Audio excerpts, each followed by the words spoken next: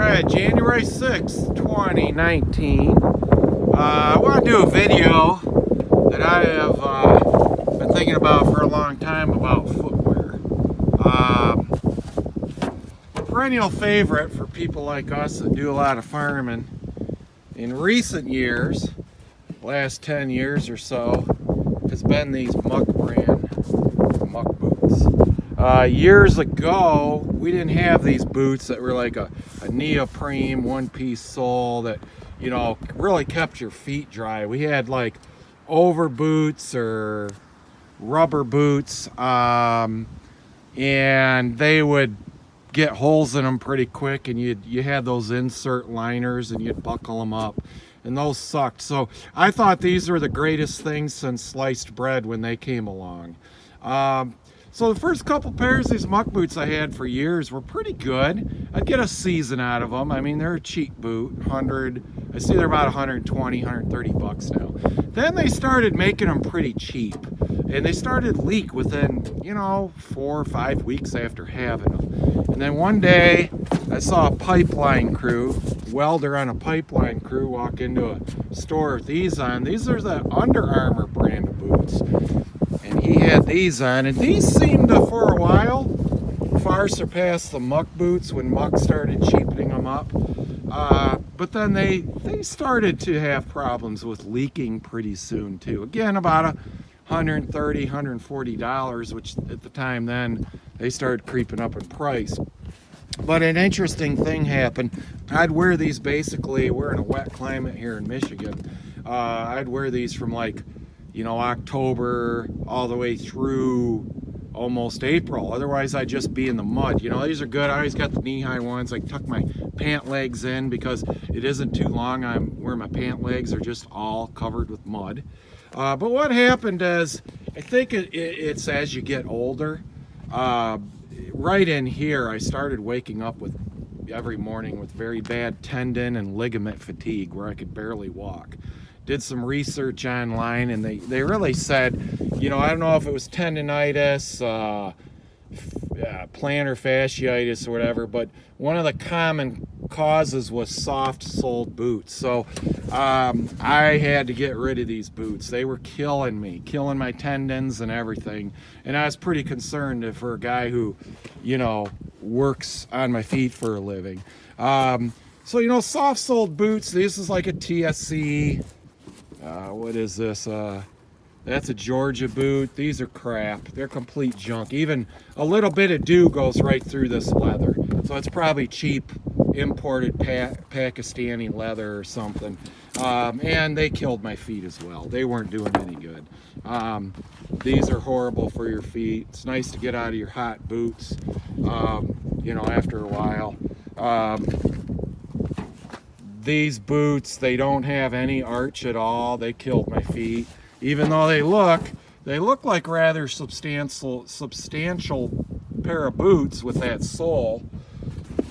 You can see a real cheap boot here, very thin sole, and it just killed my feet. And this is when I went and looked at Ariats. This is not an Ariat. They had like a glued-on sole, wasn't even stitched. So I went down to Florida to visit my mother, and I remember the old timers having double H boots. And I went down to a big Western wear store down there, and these double H boots they got kind of a double sole. I don't know if that's a wood grain sole, good arch support. And when I went to these, I instantly got tendon relief. I wasn't waking up with that fatigue where, you know, my feet were sore, my back was sore. So these boots became a pretty good go-to.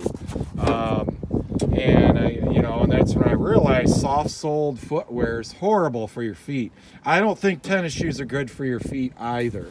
So did some research. Actually, my mother found these and said, does Double H have a winter boot? Because this boot, not suitable for winter, although it's got good leather. I mean, it'll take quite a bit of water before your feet get wet. Where, you know, these cheap Georgia boots, I could tell that's why it's cheap leather. You can just walk out in the summer on the grass with the dew and your feet are sopping wet instantly. So the Double H boots, really good boots. Then I found a winter pair, waterproof pair of Double H. Look at the sole, very substantial sole. That sole goes out over the perimeter of the boot itself. You know, it's not a glued on sole like this or composite sole. These actually, you know, again, you people that are younger in your 20s and 30s, 40s probably, you know, again, it catches up with you, I think, as you get older. I wore those things for years and thought they were great, lightweight, but in the long run, you had this tendon fatigue. So, only problem with these were great.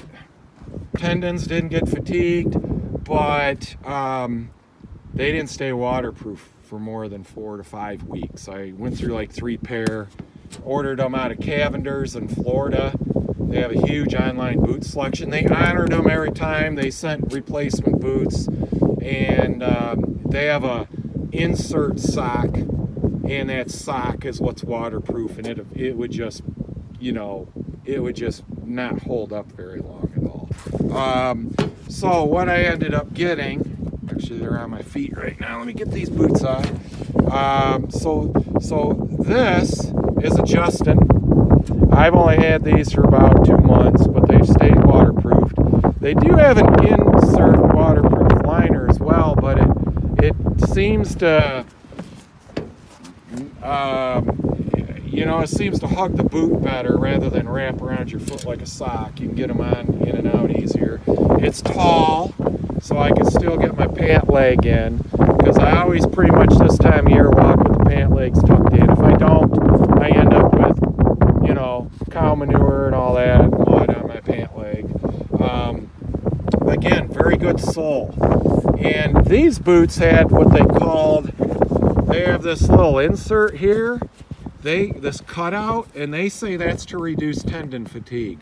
So I don't know exactly what causes the tendon fatigue as well as the soft sole, but it must be here, right above the cup of your boot, which is right there where I'm pointing. They have this, and they pointed that out. And I've actually found these Justins to be more comfortable than these boots.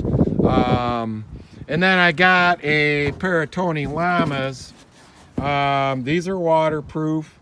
They're not as tall at all, but these are more of wearing them in the winter out in the slush and mud. If I'm not really working in with the cattle and stuff and I just need to go to town, these will be my kind of all weather, kind of going to town winter boots. Although, you know, most of the time when I go to town, I'm actually working and wearing these. But yeah, so, you know, I'm gonna put my 3 top brands of boots right now, or 3 styles. You know, the Double H summer boots. You know, this I haven't worn hardly at all, but, you know, it fits kind of tight, you know, kind of fits almost like a dress boot. But that's, you know, I ordered these online, you know, didn't go try them on, but I like this. This is the, what I say, this is the Justin, and it's a tall boot. So anyways, how about some comments on what's your footwear? Anybody dealing with the same things I am? Maybe yes, maybe no. All right, thanks for tuning in.